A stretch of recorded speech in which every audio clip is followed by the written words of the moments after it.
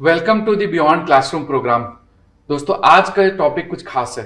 Topic है civil services prelims strategy by toppers. आज मेरे साथ हैं 4 टॉपर्स। जी हाँ, यूपीएससी 2023 के selected candidates. I will introduce all the panel members one by one. From right, welcome Nausheen. Nausheen has secured all India rank 9। जी हाँ, ये इनका फर्स्ट डिजिट रैंक है। Her optional was history. She has done BA honors from the Khalsa College, Delhi University, and she comes from Gorakhpur, Uttar Pradesh. The second panel member with me is Annapurna Singh. Welcome, Annapurna. Thank you. Annapurna has secured All India rank 99. Her optional was geography, and she has done BTech in electronics and communication in 2018 from PES University, Bangalore. The third panelist with me is Vishnu Sasikumar. Vishnu has secured All India rank 31. His optional was Political Science and International Relations, and he has done BA program in Political Science and Economics from St. Stephen's College, Delhi University. So, welcome Vishnu. And the fourth panelist with me is Kunal Rastogi. He has secured All India rank 15, and his optional was also Political Science. He has done BTech in Civil Engineering, passed out from BITS Planning. Welcome, Kunal. And दोस्तों, मैं हूं B Singh, founder and director Next IAS एंड मेरी जी। My question is to Kunal sir. तो Kunal, newspaper की जो importance है प्रीलिम्स के लिए वो कितनी है, और प्रीलिम्स के कितने पहले तक न्यूज़पेपर पढ़ना चाहिए, एग्जाम के कितने दिन पहले तक? सर, आई थिंक न्यूज़पेपर मेरे ख्याल से सबसे इंपॉर्टेंट पार्ट है यूपीएससी प्रिपरेशन का, क्योंकि ना सिर्फ उसका इंपॉर्टेंस प्रीलिम्स में है बल्कि उसका इंपॉर्टेंस एसए में है, जीएस 2 में भी है, एथिक्स में भी यूज होता है वो, और मेरे ऑप्शनल में भी उसका काफी योगदान था। प्रीलिम्स के लिए सर मेरे ख्याल से स्पेसिफिकली स्पीकिंग जो न्यूज़पेपर है वो आपके करंट अफेयर्स का सोर्स ऑफ इंफॉर्मेशन हो सकता है। तो मेरी न्यूज़पेपर में जनरली 2 पढ़ता था depending on the time of the week. तो मैं मंडे टू सैटरडे एक्सप्रेस पढ़ता था और संडे को मैं हिंदू पढ़ता था, क्योंकि हिंदू में साइंस का एक स्पेसिफिक पेज आता है उस दिन। तो मुझे लगता है कि जो यूपीएससी का प्रीलिम्स में क्वेश्चंस हैं वो डायरेक्टली या इनडायरेक्टली आपका न्यूज़पेपर से सॉल्व हो सकता है। पहला तो वो क्वेश्चन है जो डायरेक्ट हिट कर जाता है कभी कभी। सेकंड सर, इनडायरेक्टली भी वो हेल्प करता है, क्योंकि आपके अंदर वो एक बेसिक विजडम आ जाती है फिर जो रिक्वायर्ड है नॉलेज। तो ना सिर्फ आपको ये पता होना चाहिए कौन से ऑप्शन सही है, बल्कि प्रीलिम्स में आपको वो भी ऑप्शन पता होने चाहिए जो गलत है, और वहां मेरे ख्याल से न्यूज़पेपर का इंपॉर्टेंस बहुत ज्यादा हो जाता है। और आपने कितने दिन पहले तक न्यूज़पेपर को पढ़ा था, या प्रीलिम्स के लिए कोई एस्पिरेंट अभी दे रहा है, अब जैसे मान लीजिए 50 डेज बचे हुए हैं, तो क्या अभी और उसको न्यूज़पेपर पढ़ने की जरूरत है, या पेपर सेट हो गया होगा? नहीं सर, पेपर तो कब सेट होता है वो मेरे ख्याल से यूपीएससी को भी नहीं पता है जितना वो सीक्रेसी रखते हैं। तो आप यूपीएससी को प्रिडिक्ट करने की गलती तो नहीं करना चाहिए। मेरे ख्याल से सर न्यूज़पेपर आप 1 महीना पहले बंद कर सकते हैं, और फिर आप उस 1 महीने पे जो आपने टेस्ट सीरीज दिया है उसके करंट अफेयर्स को बार बार रिवाइज करने की कोशिश करिए, और साथ में जो मैगजीन्स आते हैं, मैंने सर इन दोनों के अलावा एक बहुत इंपॉर्टेंट सोर्स यूज किया था पीआईबी का, प्रेस इंफॉर्मेशन ब्यूरो का। वो हर रोज एक आर्टिकल आता है, और इस बार सर प्रीलिम्स में कुछ क्वेश्चन तो वर्बैटिम रिपीट हुए। जैसे मुझे अभी भी याद है अनीमिया मुक्त भारत का क्वेश्चन आया था, वो डायरेक्टली पीआईबी से उठाया गया था। तो आप 30 डेज पहले न्यूज़पेपर छोड़ दीजिए, और वो जो बचा हुआ टाइम है पीआईबी को रिवाइज करने में यूज कर सकते हैं। लेकिन मेंस के लिए तो वो 30 डेज वाला भी पढ़ना पड़ेगा बाद में, तो इससे अच्छा उसको कंटिन्यू ही कर लो। नहीं सर, वो तो आपके जो मेंस की मैगजीन्स होती है उसमें सर न्यूज़पेपर में बेसिकली क्या है कि आपको मिनिमम अगर अच्छे से पढ़ना है तो 1 घंटा देना पड़ेगा, और अगर आप अच्छे से नहीं पढ़ रहे तो फिर उसका कोई फायदा नहीं है। तो एक वो अपॉर्चुनिटी कॉस्ट की बात आती है, तो वो डिपेंड करता है कैंडिडेट। तो न्यूज़पेपर देखना अलग बात है, पढ़ना अलग बात है। बिल्कुल सर, बिल्कुल right. Vishnu, my question is that कि लाइक साइंस एंड टेक, तो इसको कैसे पढ़ना चाहिए? सही सवाल किया मुझसे साइंस एंड टेक का, क्योंकि मुझे साइंस एंड टेक का उतना बैकग्राउंड नहीं था 11th-12th में भी। तो वो सबसे मेरे को डरावना सब्जेक्ट लगता था, क्योंकि जो मॉक्स में हम देखते थे तो बहुत टेक्निकल करते थे। सब साइंस एंड टेक में मैं सर एक चीज नोटिस की थी अगेन, जो चीज हम डेली यूज करते, जैसे मोबाइल फोन हो गया, ईमेल आईडी हो गया। 2022 प्रीलिम्स में they asked a question on software as a service. वो मुझे बाद में पता चला, क्वेश्चन सॉल्व करने के बाद मुझे जाके पता चला, oh they were meaning Yahoo email and all. तो सर इसका एक अवेयरनेस होना चाहिए, लाइक जनरली वो। And for the sources which I use sir मैंने 12th की एनसीईआरटी बायोलॉजी की चैप्टर्स किए थे, वो बहुत हेल्पफुल रहे to get my basics cleared. So बाकी मैंने करंट अफेयर्स फॉलो करता था, जैसे as Kunal told about Hindu का, that is a very good page on science and tech, that. And then sir daily news में जैसे एआई हो गया, सुपर ये सेमीकंडक्टर्स हो गया सर, उसको मैं गूगल करता था सर। लाइक न्यूज़पेपर्स में एक बेसिक ये देते थे, बट मैं थोड़ा गूगल करके उनको, the moment I felt I was getting too technical, मैं उधर रोक देता। I knew where to draw a line. And that has also happened with the science and tech, sir, because अब जैसे questions हो गए qubits क्या है, like they could have asked a very technical thing about that, but they asked a very basic thing, what is qubit referred to, quantum computing and all. So I think मेरा science and tech का strategy ये था sir, and then there was scientific advisory council, prime minister's scientific advisory council का एक website भी है, तो मैंने वो भी follow किया था, which helped me to understand the latest technological updates. And then obviously so the current affairs magazines daily and the NCRTs and the test papers of science and tech, they were very much helpful, so mock test में. So that was my consolidated source for science and tech, which really helped me. एक तो geography कैसे पढ़ना है, दूसरा science tech as an engineer, क्योंकि आप तो इलेक्ट्रॉनिक्स इंजीनियर हैं, तो आपने क्या साइंस टेक में एक्स्ट्रा पढ़ाई की apart from that what has been told by Vishnu, और ज्योग्राफी के लिए क्या क्या सोर्सेस? सर पहला I continue with what Vishnu sir said. Sir science and tech के लिए स्पेसिफिकली सिंस मेरा वो बैकग्राउंड रहा है and as semiconductor was also mentioned, and sir मैंने तो 3 साल काम ही किया था वहाँ पे, तो मुझे यहाँ पे एक अनफेयर एडवांटेज तो खैर मिल जाती थी कि साइंस एंड टेक में, बट इवन हियर सर एक बेसिक अवेयरनेस डेफिनेटली जरूरी है। बट अगर हम क्वेश्चन सॉल्व कर रहे हैं साइंस एंड टेक के, तो वहाँ पे ऐसा कई बार होता है कि कुछ ऐसे सवाल आ जाते हैं जो हमने किसी ने नहीं सुन रखे हैं। वहाँ पे हमें अपने होराइजन को ब्रॉड करके सवाल को देखने की जरूरत है, एक लिमिटेड एस्पेक्ट में नहीं देखना है कि अगर सपोज कल को क्वेश्चन आता है कि एआई क्या क्या कर सकता है, उसमें बहुत सारी चीजें हैं पॉसिबिलिटीज है जो वो कर सकता है, तो आप उसे लिमिटेड होके ना आंसर करें, अपने ऑप्शंस को उस तरह से वे करके भी कर सकते हैं, क्वेश्चंस छोड़े ना। दूसरी बात सर ये है कि साइंस एंड टेक के लिए मुझे लगता है एक मैंने अपने बहुत ही सोर्स को लिमिटेड रखा था, क्योंकि मेरी कोशिश थी सर कि मैं रिवाइज ज्यादा बार कर पाऊँ। मेरी मेमोरी उतनी अच्छी नहीं है, तो सर मुझे एक ही चीज को काफी ज्यादा बार पढ़ना पड़ता था, तो मैंने 2 ही चीजों को ज्यादातर फोकस किया था। पहले अपने बेसिक्स क्लियर किए, बायोटेक्नोलॉजी में मेरा बैकग्राउंड नहीं रहा है तो मुझे उससे काफी डर लगता था, तो उसे अच्छे से पढ़ा था। एंड देन सर जो करंट अफेयर्स आता था उसे मैं लिंक करके पढ़ा करती थी, एंड जब पेपर आया है, कोई टेस्ट सीरीज दी है वहाँ टेस्ट में कुछ ऐसे सवाल आए हैं, उससे काफी कवरेज हो जाती है। स्पेसिफिक अबाउट ज्योग्राफी सर, तो ज्योग्राफी के पहले मैं एक यहाँ पे साइंस टेक से रिलेटेड कुछ बात शेयर करना चाहूंगा। I have observed in the questions related to the science and tech, there are certain questions in which the statements is used, which the questions are like development based, innovation based या futuristic technology, और वहां पर कई बार ऐसे options frame होते हैं, this technology may be used in future, like that, can B, may be, might be, possibility.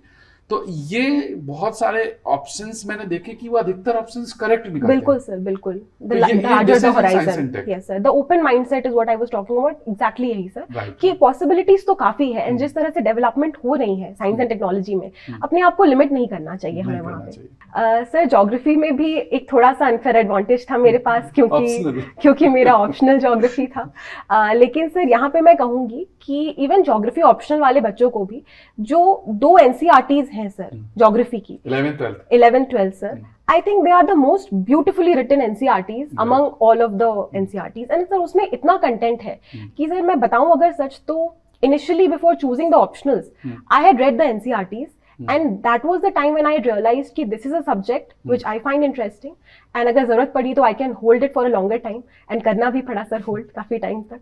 तो sir NCRTs को जरूर सोर्स बनाएं। पिछले बार भी सर काफी क्वेश्चंस डायरेक्टली वो बैटियम क्वेश्चंस रिपीट होते हैं NCRT से, उसे करें।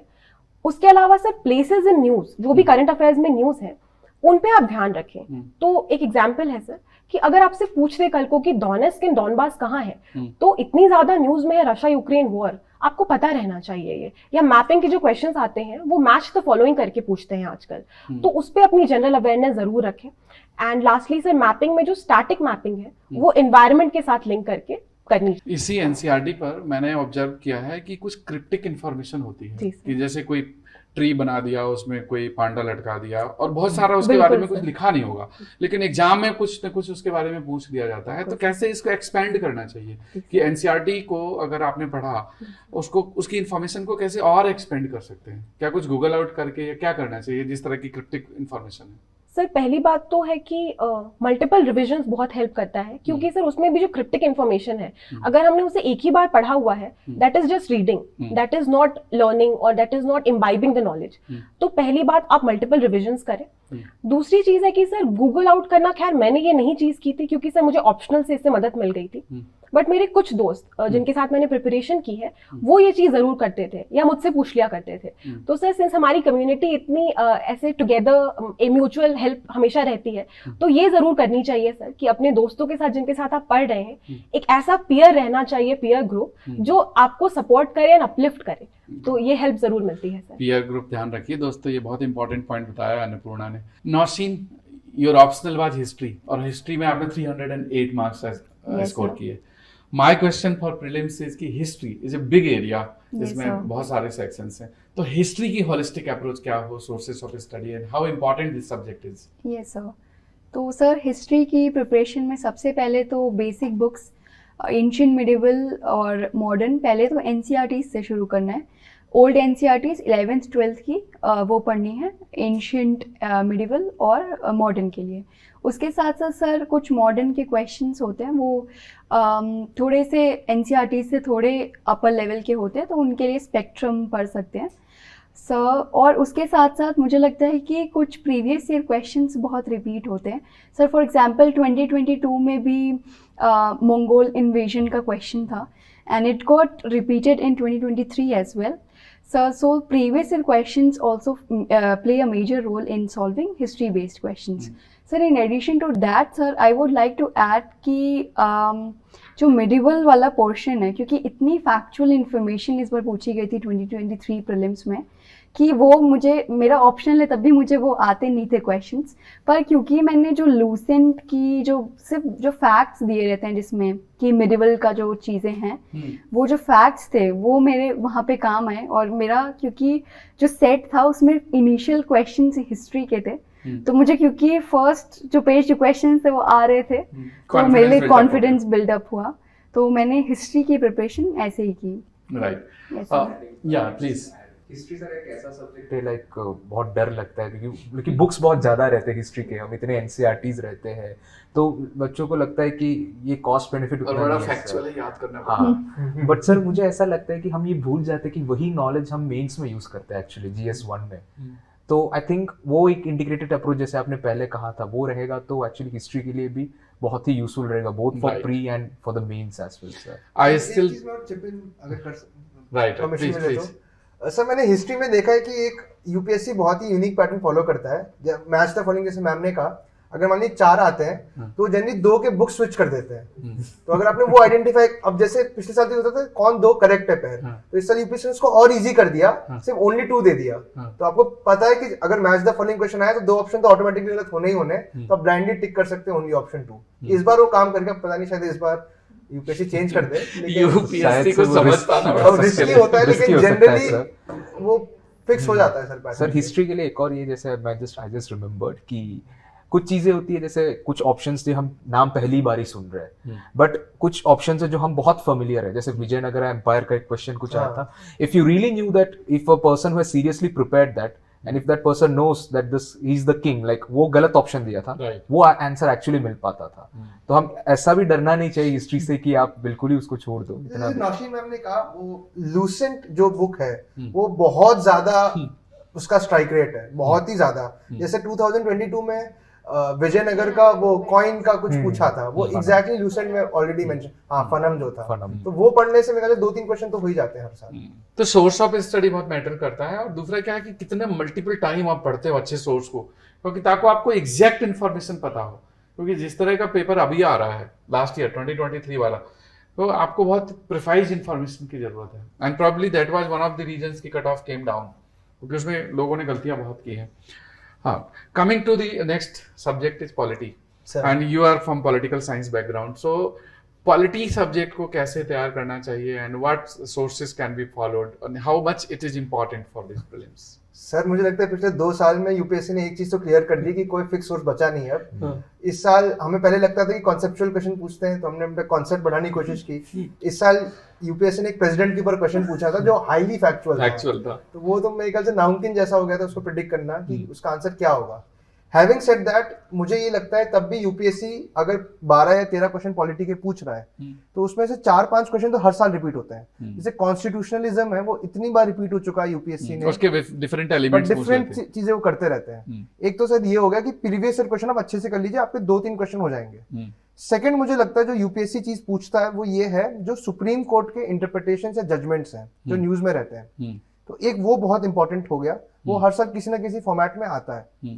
तीसरा मुझे लगता है कॉन्स्टिट्यूशन के मेजर आर्टिकल्स, आर्टिकल जैसे फंडामेंटल राइट्स हो गया, इस बार भी उन्होंने अगर क्वेश्चन पूछा तो प्रिंसिपल ऑफ नेचुरल जस्टिस पे, ड्यू प्रोसेस ऑफ लॉ, इन सब से क्वेश्चन रिलेट करते उन्होंने पूछा, थोड़ा अपना होराइजन ब्रॉडन करने की कोशिश की। साथ ही में उन्होंने जो मेजर अमेंडमेंट्स हुए कॉन्स्टिट्यूशन में उसको भी उन्होंने पूछने की कोशिश प्री में भी की और मेंस में भी की, तो आप एक बार उस पर देख सकते हैं। और चौथा सर मुझे लगता है थोड़ा बहुत फैक्चुअल नॉलेज भी आपको आना चाहिए, क्योंकि यूपीएससी अब मेरे ख्याल से उस तरफ फिर बढ़ने की कोशिश कर रहा है। Would you like to add, आपका भी पॉलिटी तो एक मेन एरिया है, आपका भी पीएसआईआर ऑप्शनल है सर, स्पेशली जैसे अन्नपूर्णा ने कहा था कि geography optional made gave her an unfair advantage, I think PSIR optional ने हमें एक अनफेयर एडवांटेज दे दिया था इस पॉलिटी में। जी sir, but for a beginner sir I think again 11th and 12th की NCERTs are actually very beautiful book, the constitution at work and political theory. Political theory मैं इसलिए बोल रहा हूँ सर क्योंकि जैसे क्वेश्चन है कॉन्स्टिट्यूशनलिज्म क्या हो गया, what is positive liberty, negative liberty, ये एक्चुअली थोड़े टेक्निकल सब्जेक्ट्स है, टेक्निकल टर्म्स है सर, जो एक बिगिनर को अंडरस्टैंड करने में थोड़ी डिफिकल्टी होगी। तो आई थिंक वो बेसिक सोर्स एनसीईआरटी या polity 11th and 12th minimum आपको पढ़ना चाहिए। उसके बाद sir definitely as Kunal said कि लक्ष्मीकांत हो गया, देन द सुप्रीम कोर्ट के जजमेंट्स हो गए, उनके सब एक ब्रॉड अंडरस्टैंडिंग रहेगा तो will be able to, and PYQs definitely play very crucial role in that sir. इसके अलावा एक और चिप इन करूंगा सर इसमें कि अब जो सोर्सेज है आपको थोड़ा और ब्रॉड करना पड़ेगा। जैसे इस बार होमगार्ड के ऊपर क्वेश्चन पूछा गया, अब वो किसी भी स्टैंडर्ड बुक में नहीं है, लेकिन अगर आप न्यूज़पेपर देखेंगे तो होमगार्ड्स के ऊपर एक रेगुलरली डिबेट चल रहा है कि कितनी इफेक्टिव है as auxiliary forces to police, right. तो वो आप हिंदू या एक्सप्रेस देखेंगे तो ये डिस्कशन में था। इसके अलावा सर कुछ और भी जो क्वेश्चन आया, जैसे इस बार 3 एक्ट्स दे दिए थे उन्होंने और बोला था कि आर्म्स एक्ट, वो मुश्किल है सर पढ़ना, तो वैसे क्वेश्चन आप छोड़ मुझे दीजिए। लगता है ना कि इतना स्कोप वैसे पेपर में होता है कि अगर कुछ क्वेश्चन आपको फैक्चुअली नहीं आ रहे हैं और तो उनको छोड़ दो, हाँ, वही अब सर। उसमें ब्रेनस्टॉर्मिंग करने की जरूरत कोई नहीं है। जरूरत अगर वो फैक्ट बेस्ड क्वेश्चन आता है तो आता है, नहीं आता तो नहीं आता। सर यही सबसे इंपॉर्टेंट चीज है एक्चुअली प्रीलिम्स में, कि हमें छोड़ना भी आना चाहिए, आना कुछ चाहिए। चीजें। क्योंकि वरना हम उस पर अटके रहेंगे तो जो आता है वो हम वो कर भी नहीं छूट पाते जाएगा। राइट।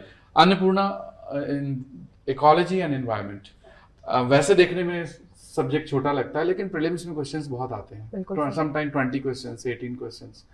तो ये सब्जेक्ट आपको कैसा लगता है, कैसे प्रिपेयर करना चाहिए, सोर्सेज क्या होना चाहिए, क्योंकि यहाँ मुझे लगता है करंट इंटीग्रेशन ज़्यादा है। बिल्कुल सर। सर ऐसा जैसा आपने कहा sir, current integration environment and ecology में काफ़ी ज़्यादा है और वो सर हेल्प भी कर देता है और कभी कभी वो एक डिफिकल्टी भी क्रिएट कर देता है। सिंस सवाल बहुत ज़्यादा है तो मेरे को लगता है सर अटेंशन भी ज़्यादा देना चाहिए, क्योंकि कॉस्ट बेनिफिट एनालिसिस वहाँ पे यही कहता है। इसके अलावा सर एनवायरनमेंट एंड इकोलॉजी में कुछ ऐसे एरियाज हैं जिसमें भी प्रायोरिटाइज करके हमें पढ़ना चाहिए, जैसे कि ये जो कॉप्स होते हैं, जो कि ये मीटिंग्स होती हैं, ये सब बहुत ज़रूरी होती है इनके एनालिसिस। फिर सर जो एक्ट्स हैं जो इंडिया में भी हम करते हैं उसके अराउंड भी क्वेश्चंस आते हैं कि स्टैट्यूटरी बॉडी है या नहीं, कौन उसे हेड करता है, इसके डायरेक्ट सवाल है सर। उसके अलावा सर ये जो मैपिंग के सवाल होते हैं कि कौन सा नेशनल पार्क किधर है, इसकी एग्जॉस्टिव एक प्रिपरेशन करनी चाहिए सर। बट मैं ये भी सजेस्ट करूंगी साथ ही कि बच्चे अगर कल को देख लिया है कि ऐसे सवाल आ रहे हैं अगर थोड़े रैंडम है तो केवल इसी पे ना लग जाए। आपको जैसा कि बाकी पैनल मेंबर्स ने भी कहा, you should always know when to draw a line and drop a question. आपको अपना स्वीट स्पॉट पता होगा कि मुझे इतने ही सवाल करने हैं और इसमें मैं क्रॉस कर सकता हूं, and you will strategize that from your test series. तो आप वो डिवाइस करें और जो टफ क्वेश्चंस होते हैं आपको जस्ट लगता है कि मैं थोड़े गेस वर्क से उसे कर सकता हूं, if you can then do, but know when to stop, drop करें सवाल। राइट।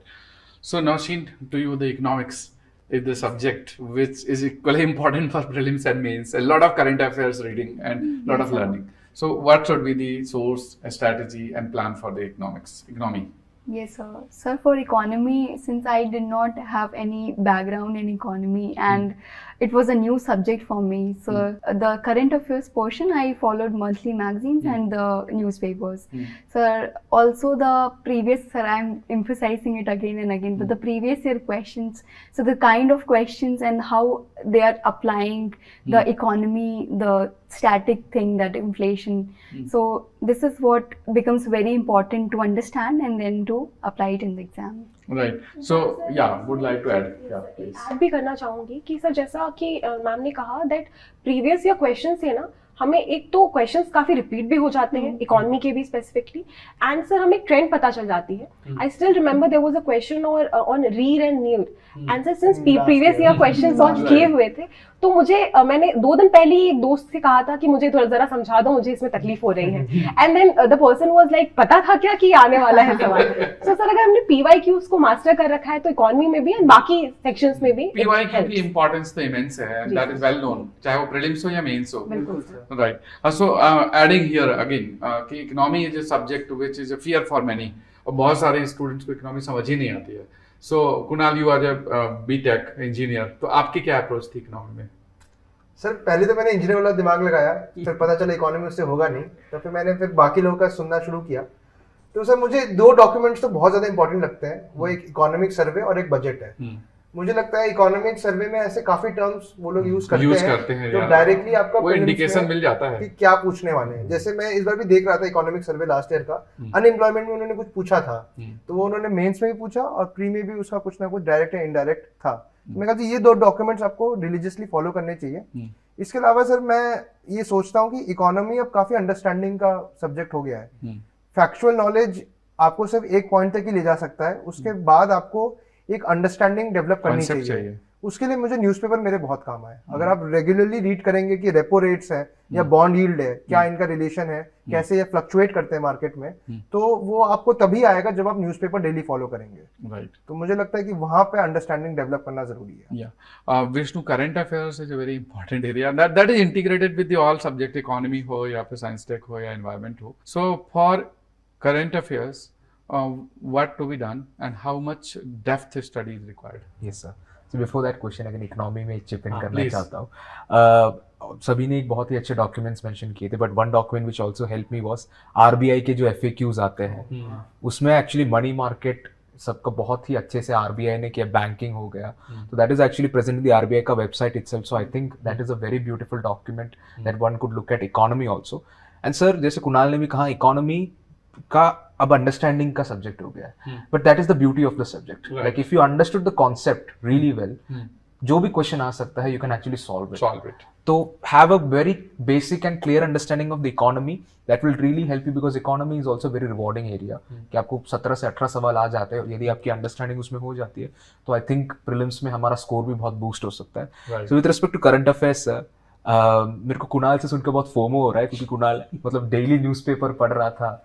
लाइक मेरे से ये हो ही नहीं पा रहा था एक्चुअली स्पीकिंग, क्योंकि मैं खुद स्टैटिक सब्जेक्ट में इतना मेरा फोकस चला गया था कि करंट अफेयर्स में डेली न्यूज़पेपर से फॉलो नहीं कर पाता था सर.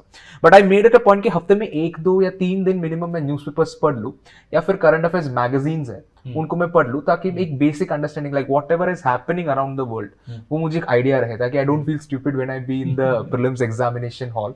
एंड सर उससे ज्यादा मेरे लिए काम like what the strategy which I followed was, मैं करंट अफेयर्स के भी बहुत सारे मॉक टेस्ट लेता था अलॉन्ग विद द स्टैटिक. क्योंकि उससे क्या होता था सर कि जो क्वेश्चंस में हम गलती करते हैं वो करंट अफेयर्स मुझे बिल्कुल याद रहता है. तो वो था ये गलत करा था, गलत वो किया बाद में देख लिया, हाँ, वो सर. मिस्टेक नहीं होनी चाहिए. जी सर. तो वो मेरा बेसिक स्ट्रैटेजी था कि हिंदू या एक्सप्रेस पढ़िए एंड एक मैगजीन को रिलीजियसली फॉलो कीजिए, and then after that have a test of the current affair mock. And most importantly sir I think Annapurna only mention about peer groups, the importance of peer groups. Peer groups के साथ हम discussion भी होता था, like हम खाना खाते थे, लाइक प्रेपरेशन ऐसी हो जाती है सर कि हम बातें भी यूपीएससी की करने लग जाते हैं. तो हम बात करते हैं तो यार ये हो रहा है देश में, यूपीएससी एक जीवन बन जाता है, UPSC becomes life and that is how you live. And खाना खाते वक्त, महफिल लगाते वक्त यही कुछ भी बोलते थे यार इंडिया में रेपो रेट ये हो गया, उसका बता ये. तो ऐसा भी हमारा करंट अफेयर्स बहुत कवर हुआ. अन्नपूर्णा, आपसे भी इस पर इनपुट लेना चाहूंगा, क्योंकि करंट अफेयर्स अभी बहुत सारे स्टूडेंट्स ऐसे होंगे कि स्टैटिक छोड़ करके अब करंट पढ़ने में लग गए होंगे, but how it is important and कैसे बैलेंस करना है स्टैटिक और करंट को? जी सर.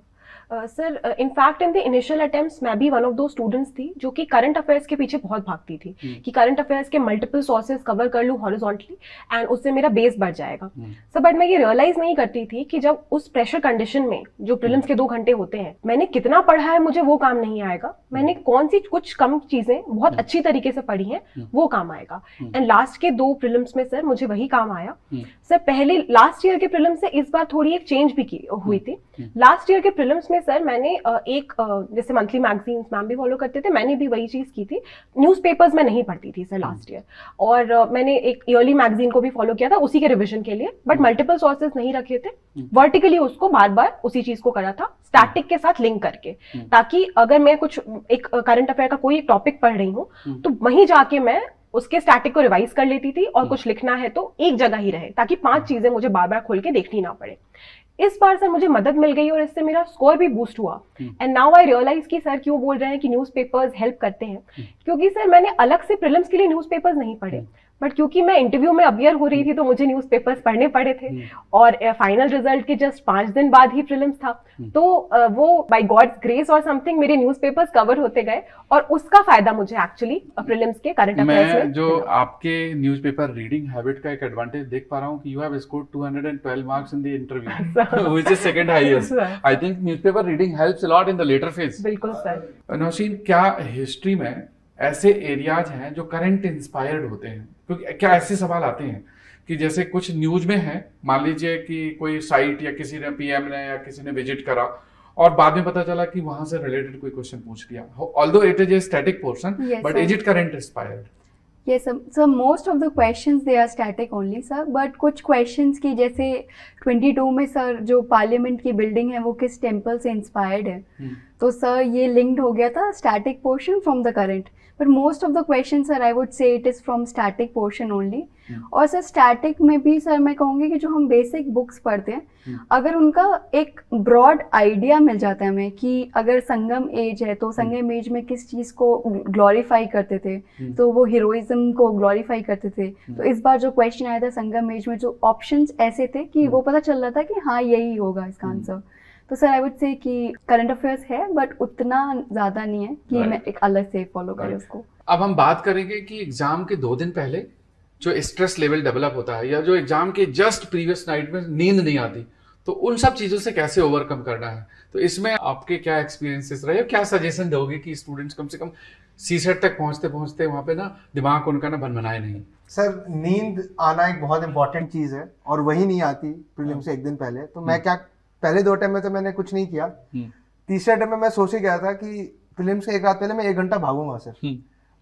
तो उससे मेरी बॉडी का सारा एक तो स्ट्रेस डिस्ट्रेस हो जाता है और दूसरा नींद फिर अच्छी आ जाती है। तो मैंने तो इस बार 1 घंटा एक्सरसाइज अच्छे से की रात में और फिर मैं सो गया।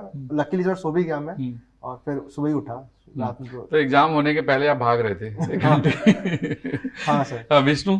मैंने सोच लिया था कि मैंने 1 दिन पहले आफ्टरनून तक ही मैं पढ़ाई करूंगा एंड उसके बाद चिल करना है, रिलैक्स करना है, बॉडी को माइंड को एकदम जॉवियल मूड में बनाना है ताकि I am very much relaxed. So नींद आने में टाइम लगता था तो मेरा ये था कि मैं 2-3 घंटे पहले ही बेड पे लेट जाता था ताकि मुझे नींद आ जाए। और सर मेरा फ्रेम ऑफ रेफरेंस ये भी था कि मतलब एग्जाम हॉल में भी मेरे लिए वो स्ट्रैटेजी यूज किया, मतलब हेल्पफुल था वो स्ट्रैटेजी। एंड 1 दिन पहले भी कि मैंने जितना करना है वो मैंने कर लिया है सर। एंड मेरे साथ जो भी है मतलब जो सीरियस एस्पिरेंट्स है उन्होंने भी जितना करना है, हमने same book same methods revise किए हैं, सेम चीज की है। तो यदि मुझे एक क्वेश्चन नहीं आ रहा है तो इसका मतलब ये हो कि मेरे बाजू वाले को भी वो नहीं आएगा। ये वाकई जैसा थॉट था या Yes, sir. ये रिजल्ट आने के बाद हो गया? नहीं सर, ऐसा ही थॉट था सर, वो नार्सिसिस्टिक थॉट आ गया था थोड़ा कि मेरे बाजू वाले को भी नहीं आएगा, पीछे वाले, क्योंकि सभी ने एक ही बुक से पढ़ा है, एक ही चीज से सीखा है। तो वो थॉट मेरे लिए हेल्पफुल था क्योंकि एक रिलेटिव गेम है ना, तो मतलब तो वो बहुत ही हेल्पफुल था मेरे लिए। अन्नपूर्णा, जो ये बायोलॉजिकल क्लॉक सेट हो जाती है क्योंकि एग्जाम के पहले लेट नाइट तक पढ़ रहे होते हैं और 12-12, 15-15 घंटे पढ़ रहे होते हैं, तो क्या आपने लास्ट मोमेंट तक यही रूटीन फॉलो किया या एग्जाम के 1 हफ्ते पहले से रूटीन को फिर रीसेट करा कि नहीं अब रात में सोना पड़ेगा उस दिन, तो पहले से आदत डालती है? जी sir and coming from the engineering background हमारी तो आदत रहती है कि रात भर बैठ के पढ़ जाएंगे। वो और तो सेमेस्टर के टाइम से। बिल्कुल सर, तो मैं फॉलो वही करती थी। बट जी सर प्रीलिम्स के इनफैक्ट 1 महीने पहले से सर कोशिश रहती थी, और वो अगर 1 महीने टारगेट किया है तो कम होते होते 20 दिन, कि अपने बायोलॉजिकल क्लॉक को ठीक करना बहुत जरूरी है सर। ना सिर्फ केवल स्लीप का सर, बट उस ड्यूरेशन में 9 to 11 के टाइम पे आपका दिमाग सबसे ज्यादा एक्टिव रहे। और सर जो एक हफ्ते पहले का भी रूटीन रहता था, मैं ये कोशिश करती थी कि PYQ को उस समय लगाऊं एज अ सिमुलेशन, कि बैठ के पता है सवाल कि क्या आंसर होगा, फिर भी 2 घंटे बैठ के कि उस स्ट्रैटेजी को रिवाइज करने के लिए।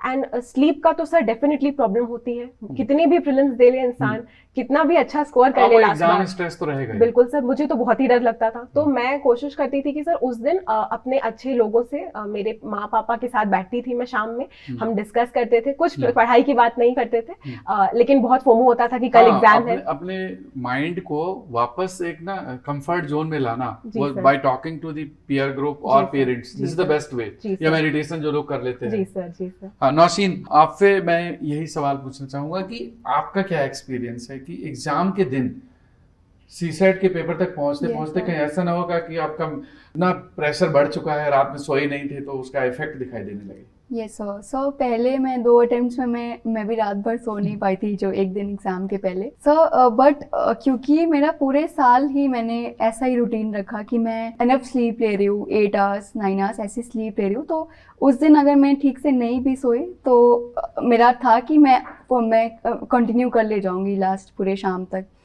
और साथ साथ में सर मुझे ये लगता है कि अगर हमने ऐसी अपनी क्लॉक बनाई है, बायोलॉजिकल क्लॉक जो ये लोग सब लोग मेंशन कर रहे हैं सर, कि एनफ स्लीप लेनी है, तो और आफ्टरनून में मैं अवॉइड करती थी स्लीप, बिकॉज मुझे पता था कि 2 से 4 उस टाइम पे 2:30 से 4:30 जो टाइम होता है सीसैट का, उसमें ब्रेन एक्टिव होना चाहिए, तो कोशिश करते थे कि उस टाइम स्लीप ना ले।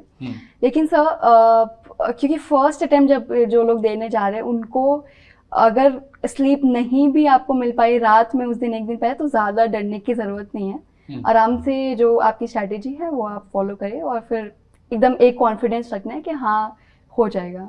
अब यहीं पर एक और कंटिन्यू करूंगा सवाल Yes, कि sir. जो वो 2 घंटे on the Yes, day sir. Of prelims examination paper 1 में, यस सर।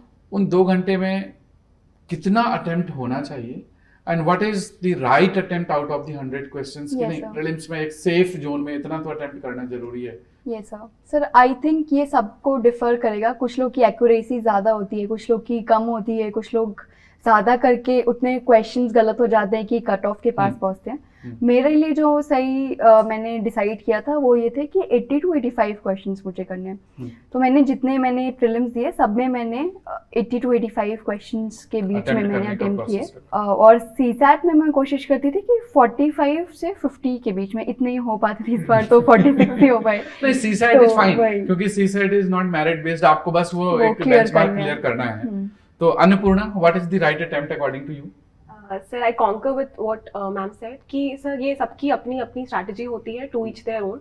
आप वो स्ट्रैटेजी फाइंड आउट भी कर सकते हैं सर, जब आप टेस्ट दे रहे हैं, आप PYQs प्रैक्टिस कर रहे हैं, तो आप ये पता करें कि इस रेंज में रहने पे मुझे लगता है कि मैं सेफ हूँ।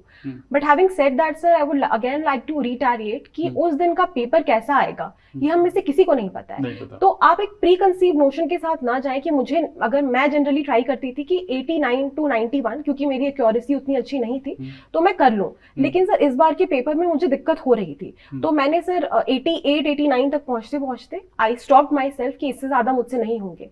तो डोंट बी स्टबर्न देयर कि नहीं मैंने इतनी प्रैक्टिस की है तो यही होगा। उस दिन पेपर में वो D-Day के दिन आपको अपने प्रिपरेशन के साथ साथ अपने खुद पर भी ट्रस्ट रखना बहुत जरूरी है and to take that decision. और आपको ये भी ध्यान रखना है कि क्वेश्चंस की डिफिकल्टी लेवल क्या है, बिल्कुल सर। और अगर पेपर लगता है कि थोड़ा इजियर साइड है तो अटेम्प्ट आपका ज्यादा ही होना चाहिए, फिर आपको बढ़ाना चाहिए। एक जस्ट कैलकुलेशन यहाँ पर शेयर कर रहा हूँ कि कितना क्वेश्चन अटेम्प्ट करके किस एक्यूरेसी पे कितने मार्क्स आपके आएंगे। तो अगर आप 100 क्वेश्चन पूरे अटेम्प्ट करके आते हैं और आपके 60% एक्यूरेसी है तो 93.33 मार्क्स आपके आएंगे। इसी तरह से अगर आप 90 क्वेश्चन अटेम्प्ट करते हैं तो 96 मार्क्स लाने के लिए 65% एक्यूरेसी चाहिए। 80 क्वेश्चन अटेम्प्ट करते हैं तो 70% एक्यूरेसी चाहिए 96 मार्क्स लाने के लिए। 70 क्वेश्चन अटेम्प्ट करते हैं तो 75% एक्यूरेसी चाहिए। 60 क्वेश्चंस करते हैं अटेम्प्ट तो 85% एक्यूरेसी चाहिए 96 मार्क्स के लिए। और दोस्तों अगर आप सिर्फ 50 क्वेश्चन अटेम्प्ट करते हो तो एक्यूरेसी होना चाहिए 95%, तब आपके 93 मार्क्स आएंगे। ये जो 95 93 की हम बात कर रहे हैं ये वो सेफ जोन, लेकिन क्योंकि पेपर अभी जैसे लास्ट ईयर 2022 में 88 कट ऑफ था, इस बार 75 कट ऑफ है। सो 90-95 का टारगेट तो होना चाहिए, क्योंकि हमेशा कुछ ना कुछ मिस्टेक होती है और कई बार हमारा आंसर सही होता है, यूपीएससी लेकर के कुछ और आ जाता है, वो भी है।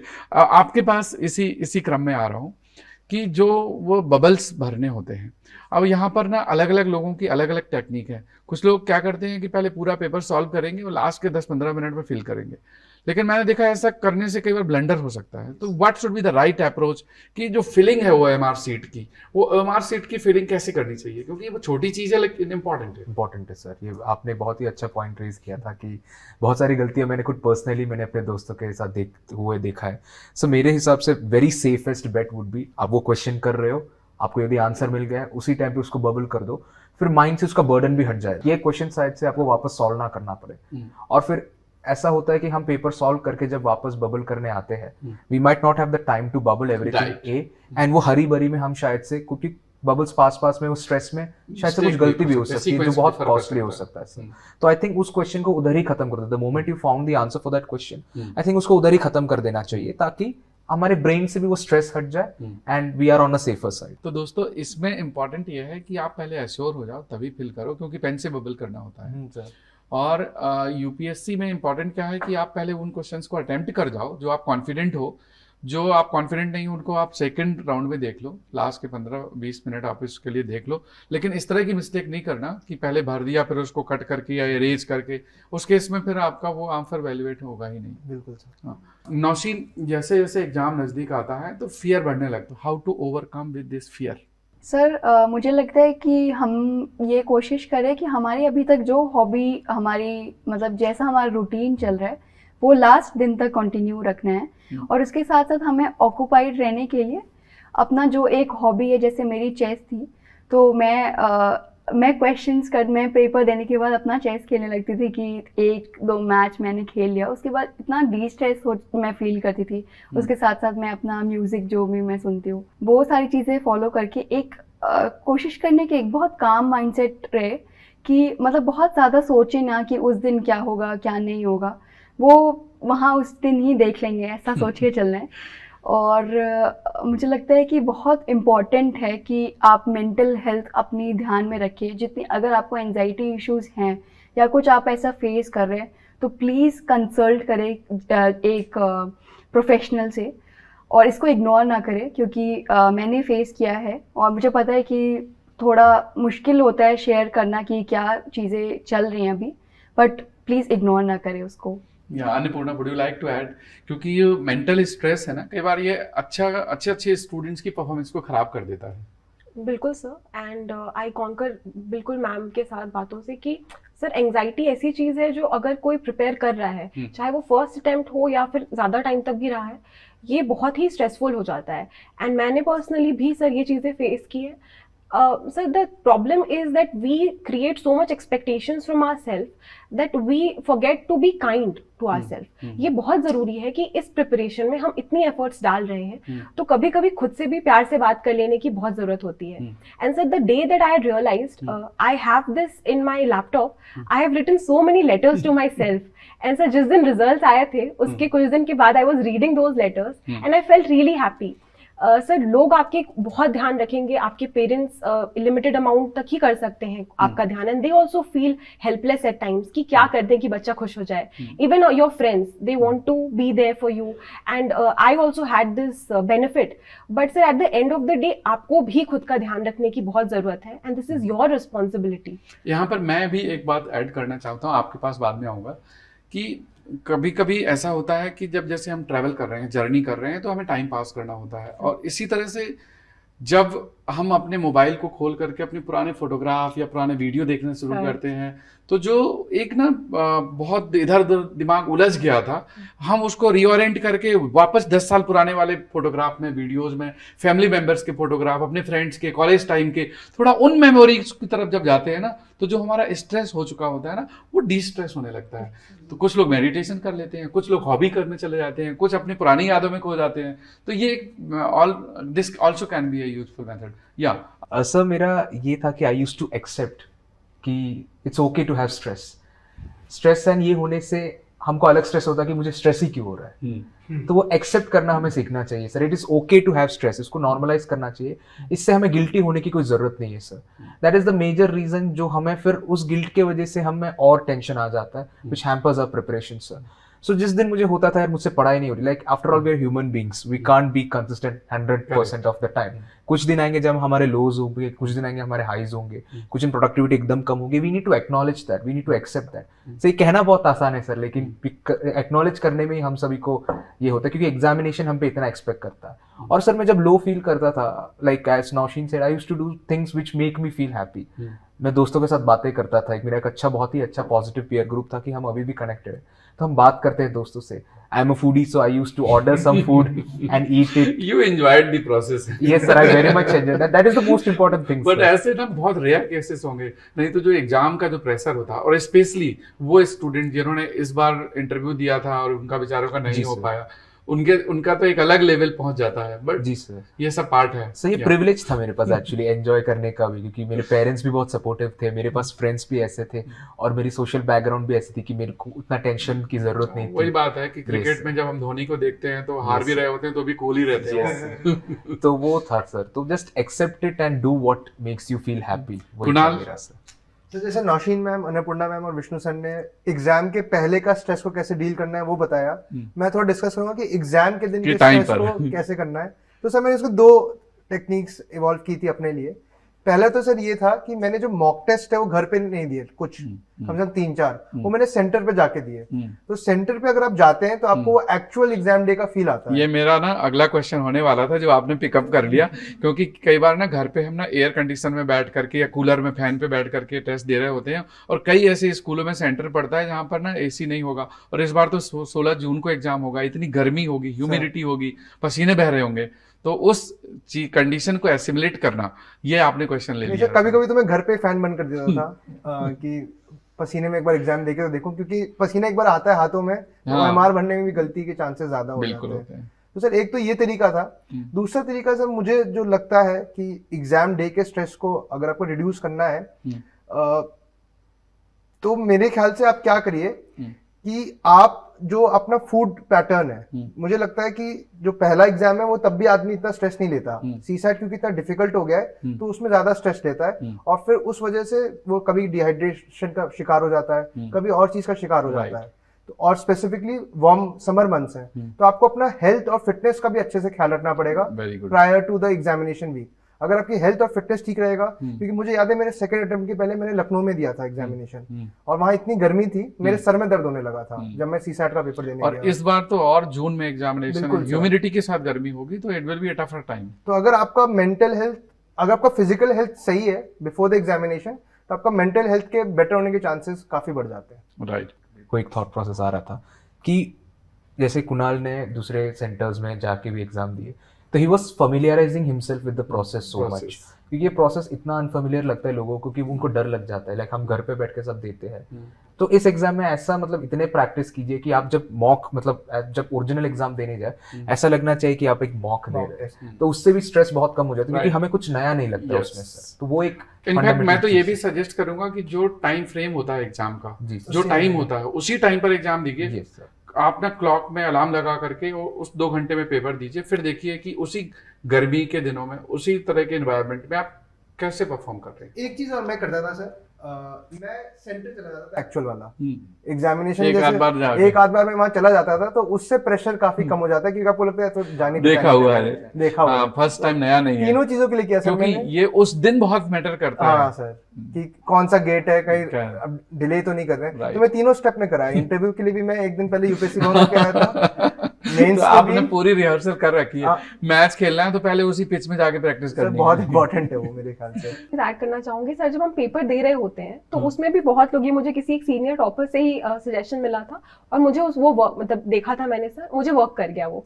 तो सर कोई ऐसी चीज करनी बिफोर द एग्जाम और जब एग्जाम हॉल में जा रहे हैं जो आपको खुश रखे, और मतलब आप जिसमें अपने बेस्ट स्टेट ऑफ माइंड में रहें, क्योंकि prelims eight the end of the day is a mindset game. तो सर मैं तो करती थी कि मैं रश्मि रथी का 3 तृतीय सर्ग का एक पार्ट सुन के चली जाती थी पूरी एनर्जाइज्ड होके, साथ में बबल गम या टॉफी के चॉकलेट्स ऐसे कुछ रख लेती थी। तो कुछ ऐसे रीइंफोर्समेंट्स होते हैं सर जो रख सकते हैं? यहीं पर एक और पॉइंट पूछूंगा कि कई ऐसे सेंटर्स होते हैं ना तो वहाँ पर ड्रिंकिंग वाटर मिलेगा ना वहाँ पर कुछ फूड मिलेगा, तो जो एग्जाम का डे है, जो आपका बीच में ब्रेक है, उसके लिए आपको फूड वाटर और ये सारी चीजें, और एग्जाम के टाइम पर क्या अंदर वाटर बोतल अलाउ करती है ले जाना? तो सर मेरे सेंटर पे तो नहीं किया था, कहीं कहीं पे करते Allow हैं। किया। जी, अलाउड सर। था। अलाउड था। तो ट्रांसपेरेंट वाटर बोतल, क्योंकि एग्जामिनेशन सेंटर में गर्मी के दिन में अगर आपको बहुत प्यास दिक्कत लग गई होगी, और जी किसी का सर। सर दर्द शुरू हो गया तो कम से कम आपको पानी तो चाहिए ही चाहिए, बिल्कुल तो सर। अपना वाटर बोतल लेके जाइए साथ में। किसी अगर आपका कोई ऐसा फ्रेंड है, फैमिली मेंबर है जो आपको ब्रेक के टाइम पर कुछ थोड़ा फूड वूड लेकर के हल्का फुल्का खाने के लिए एटलीस्ट कुछ या फ्रूट्स वगैरह, वो इम्पोर्टेंट है। क्योंकि उस समय अगर आप का पेट भी खाली है, खाना वहाँ ठीक नहीं मिल रहा है, पता चला कि वहाँ पे ऐसे ऑयली और स्पाइसी चीजें कोई आप, क्योंकि सारे स्टूडेंट्स उस सेंटर में बिल्कुल होते हैं, सर। तो ऐसा वो अज्यूम भी करना चाहिए कि वर्स्ट कि वहां नहीं मिलेगा, ताकि आप इसके लिए रेडी हो, आपका Ready उस समय दिमाग डाइवर्ट ना हो कि आप सीसैट का एग्जाम देने जाएंगे कि आप खाना खोजेंगे, तो रेडी रखना तो एक चाहिए। चीज मैं चिप इन करूंगा इसमें, आपको फूड का भी रिहर्सल करना चाहिए। करना चाहिए। एक हफ्ते पहले आप वो खाना भी सेम ही चीज खाइए जो आप सीसैट के पहले खाएंगे। तो मैंने तो अपना नारियल पानी रख लिया। बहुत ज्यादा एसिमुलेशन करा आपने। अब आ जाते हैं अन्नपूर्णा आपके पास की जो अब प्रीलिम्स होने वाला है 2024 का, तो अब इनके लिए क्या इंपॉर्टेंट टॉपिक्स आप सजेस्ट करते हो कि ये तो पढ़ के जाओ? आप कोई एरिया जो आप सजेस्ट करना चाहें? सर यूपीएससी तो इतनी अनप्रिडिक्टेबल है कि ये तो बहुत ही डिफिकल्ट है कि क्या वो पूछेंगी, बट अगेन सर हमारे साइड से हम जितनी एफर्ट डाल सकते हैं हम वो करते हैं। तो after you have done your static portions completely and strengthened it, after you have prepared your current affairs completely and strengthened it, test series करने के बाद आपको कुछ एक चीजें हैं जिसको आप थोड़ा सा स्पेशल अटेंशन दे सकते हैं। तो अक्रॉस पेपर्स ऐसी चीजें हो सकती हैं। फॉर इंस्टेंस अगर मैं बात करूं साइंस एंड टेक के बारे में, तो एआई इतनी ज्यादा न्यूज में है, तो वी मस्ट नो कि अगर जीपीटी का पूछ दिया कि जनरेटिव प्री ट्रेन ट्रांसफॉर्मर्स हैं, तो आपको पता रहे कि transformers is related to AI. अगर वहीं न्यूरालिंक की बात कर दी तो आपको पता रहना चाहिए कि वो एक चिप से रिलेटेड है। और सर अगेन स्पेस वगैरह की न्यूज खबरें बहुत ज्यादा न्यूज में है, चाहे वो आदित्य L1 मिशन हो, लैग्रांजियन पॉइंट आपको पता रहना चाहिए क्या है। छोटे छोटे टर्म्स हैं सर, आपको फेमिलियराइज होना चाहिए, they do not go in depth. So this is one thing that you should know. Additionally sir, geography का भी sir across the globe a lot of things are happening. तो आपको चाहे वो इजराइल हमास वाली war की वजह से वो रीजन हो, उसकी मैपिंग आपको रहनी चाहिए, या रशिया यूक्रेन की। In fact Africa itself also is in the news, तो साउथ चाइना सी या वगैरह। रेड सी क्राइसिस है। बिल्कुल सर, बिल्कुल। And there can be even Russia Ukraine इतना पुराना हो जी गया, sir. But But this it is is, yes, still sir. There, क्योंकि Yes, sir. यूपीएससी तो 1.5 साल तक पकड़ लेता है। या so how would you like to answer Vishnu और suggest any topics to the students? Sir जैसे सभी ने कहा कि न्यूज़पेपर में जो बहुत ही रेलेवेंट रहे बहुत टाइम से, उनको एक्चुअली देखना चाहिए। जैसे फॉर एग्जांपल प्रियम्बल के ऊपर अभी सोशलिस्ट सेक्युलर का वो टर्म्स का यूसेज आया था, तो वो देखना चाहिए। आपने रेड सी क्राइसिस बोला, मालदीव्स क्राइसिस अभी रिसेंटली आया था, लक्षद्वीप आइलैंड्स उनके लोकेशंस, वो बैकलैश आया था। Then sir election commission of India बहुत न्यूज़ में है। ईवीएम्स, अब ईवीएम्स के अंदर कितने यूनिट है, क्या क्या है, that is electoral bond. Electoral bond is something sir, that is true. Recently criminal loss को अमेंड किया था, G20 हो गया। जैसे इकोनॉमी में जैसे हो गया, मुझे लगता है जो बहुत ही की टर्म मतलब बहुत ही थीम है वो है डिजिटल पब्लिक इंफ्रास्ट्रक्चर। वो ऑनरेबल फाइनेंस मिनिस्टर ने कहा था कि it's the 5th factor of production, तो वो देखना चाहिए। विमेन डेवलपमेंट भी एक थीम हो गई है। और इस बार के बजट में तो विमेन रिलेटेड बहुत सारी स्कीम्स है। Yes, जहाँ sir. प्रधानमंत्री जी ने लखपति दीदी की बात की, जी sir. And there are several women related, और देन जैसे विमेन एम्पावरमेंट से रिलेटेड ये अमेंडमेंट भी हुआ जी सर। इलेक्शंस के लिए, जो रिजर्वेशन बिल है दैट ऑल। अभी अपने लखपति दीदी बोले तो मुझे ड्रोन दीदी की भी याद आ गई। ड्रोन्स के ऊपर भी बहुत ही है, तो आई थिंक सर ये जो बहुत ही रेलेवेंट रहे न्यूज़पेपर्स में वो देखना थोड़ा रिवॉर्डिंग रहेगा मेरे हिसाब से। कुणाल? सर मैं अगर पॉलिटी की बात करूं तो लास्ट 1 साल में मुझे 2-3 चीजें काफी प्रोमिनेंटली लगी हैं। जैसे गवर्नर का ऑफिस हो गया, सुप्रीम कोर्ट ने भी उसमें जजमेंट सुनाया है। एंटी डिफेक्शन लॉ हो गया, साइमल्टेनियस इलेक्शन हो गया, हमारे honourable ex president Ramnath Kovind ji ने इस पे एक निकाला है। सेमीकंडक्टर्स हो गया आपका, जो काफी न्यूज में। मूर्स लॉ जो है मैंने काफी बार सुना है इस बारे में। फिर सर आपका ईरान का बहुत इंपॉर्टेंट हो गया, क्योंकि रिसेंटली अभी ईरान और इजराइल के बीच में एक कहासुनी हो गई थी। यूएन सिक्योरिटी काउंसिल काफी न्यूज में रहा है सर। ब्रिक्स और एससीओ इंपॉर्टेंट है, क्योंकि लास्ट टाइम इंडिया ने होस्ट किया था। राइट। फिर सर इसके अलावा कुछ मेरे ख्याल से टर्म्स आजकल यूपीएससी काफी पूछ रहा है विद रिस्पेक्ट टू पॉलिटी, जैसे परोल हो गया, फर्लो हो गया, ये सब चीजें इंपॉर्टेंट हो जाती है। पीएमएलए अग्रीमेंट पीएमएलए एक्ट जो है ईडी का वो इम्पोर्टेंट है। फ्री मूवमेंट रजीम हो गया जो हमने म्यांमार का तभी बंद किया है, उसका काफी इंपॉर्टेंट हो गया।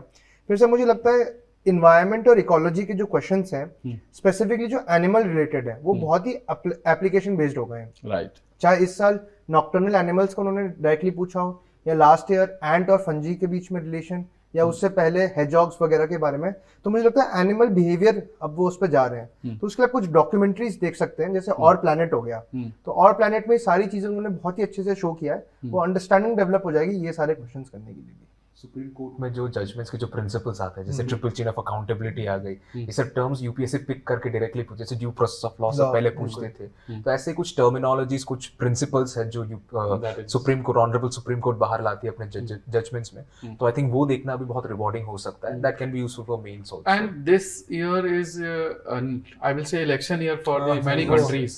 Yes, So sir. apart from India, there may be some other countries where the electoral process can be asked or Yes, related information. Yes, बिल्कुल सर। तो दोस्तों ये था discussion in the topic prelims strategy by the toppers, और ये programme आप देख रहे हैं बियॉन्ड क्लासरूम। आज ये स्पेशल इशू था। नॉर्मली हम इस प्रोग्राम को नेक्स्ट आईएएस के फैकल्टी मेंबर्स के पैनलिस्ट में करते हैं और वही सारे पैनलिस्ट होते हैं, और मुझे उम्मीद है कि ये आज का एपिसोड आपको अच्छा लगा होगा। अगर आपको अच्छा लगा है तो कमेंट बॉक्स में ज़रूर लिखिएगा, या जिन टॉपिक्स में आप आने वाले समय में बियॉन्ड क्लासरूम प्रोग्राम को डिस्कस होते हुए देखना चाहते हैं तो उन टॉपिक्स के सजेशन भी दीजिए। नेक्स्ट आईएएस का एक इनिशिएटिव है जिसमें हम वीकली ये प्रोग्राम करते हैं, जिसमें जो पैनलिस्ट हैं they are expert of their field, और आज के हमारे पैनलिस्ट तो एक्सपर्ट ऑफ यूपीएससी हैं। So thank you for watching this video and best of luck.